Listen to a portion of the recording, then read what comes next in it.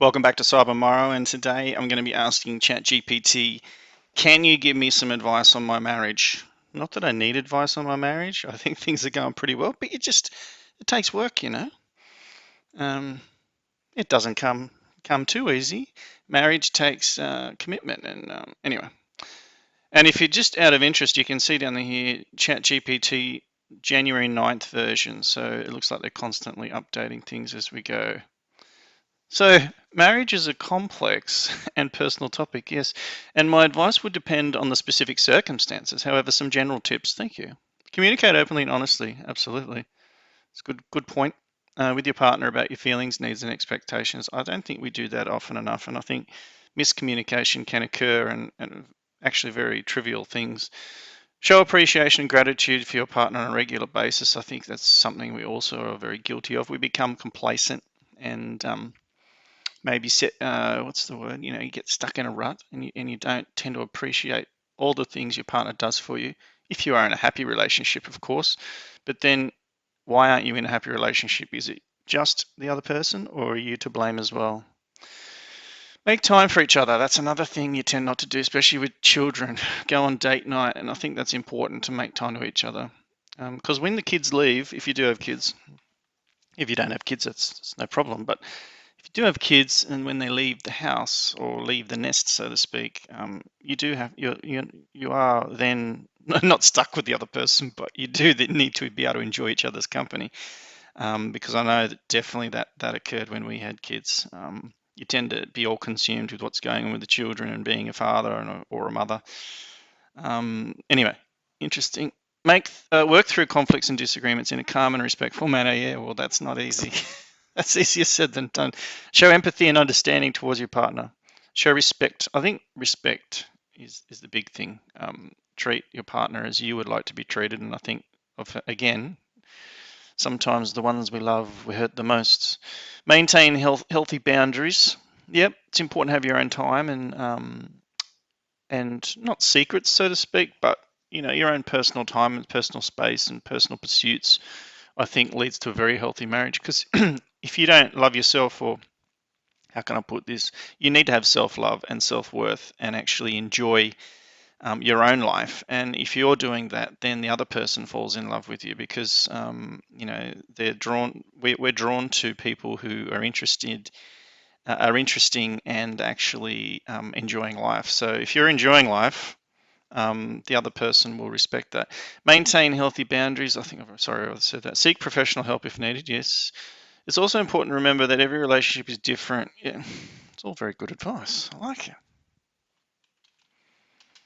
This is good advice.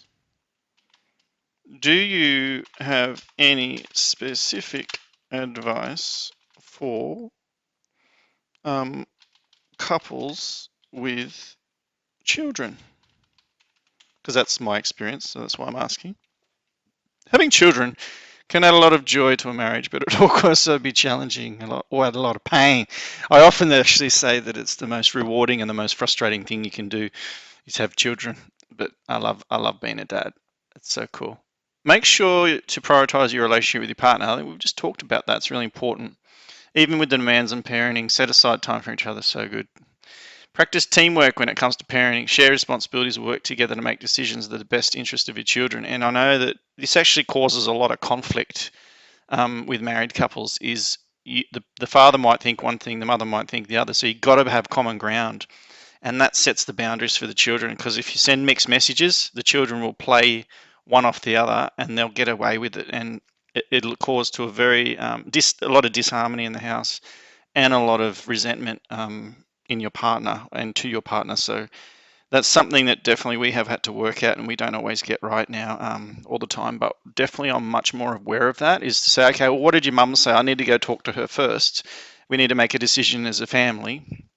You don't have to answer things straight away with your kids. You can say, well, I need to consider that, and then secretly go off and talk to your partner and say, did they ask you about that? 9 times out of 10, they haven't. Actually, 9 times out of 10, they have, and they're waiting to get a different answer, which happens a lot.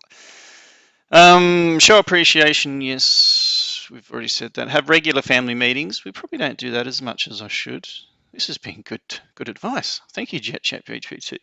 Try to find a balance between being a parent and a partner. True, yeah, we already said that. Seek professional advice. Remember that it's important to take care of yourself both physically and emotionally so that you can be the best parent and partner you can be. And I said that before. I really think that we don't concentrate on ourselves enough in the sense that you have to be selfish before you can be selfless. You have to take care of the needs, your body's needs, your mind's needs, your needs as a whole human being. And if you're a whole human being and you're a happy human being, you can bring happiness to others just by being you. And I think we forget that. Like, we think that happiness is outside of ourselves, but it's actually so within. You think of all the great thinkers, but Wayne Dyer, Dr. Wayne Dyer, I love. He's very focuses on the internal aspects of getting yourself right before you can for other people to love you and for you to love others. Anyway, it's a little bit more deep than I thought it was going to be. I actually don't want to leave it there because that was really good advice and actually a good refresher for me and anyone listening. I hope that that's helped a little bit. If you like this video, these are the types of videos I'll be doing as far as ChatGPT is concerned. So please subscribe and hit the bell notification if you'd like to see more.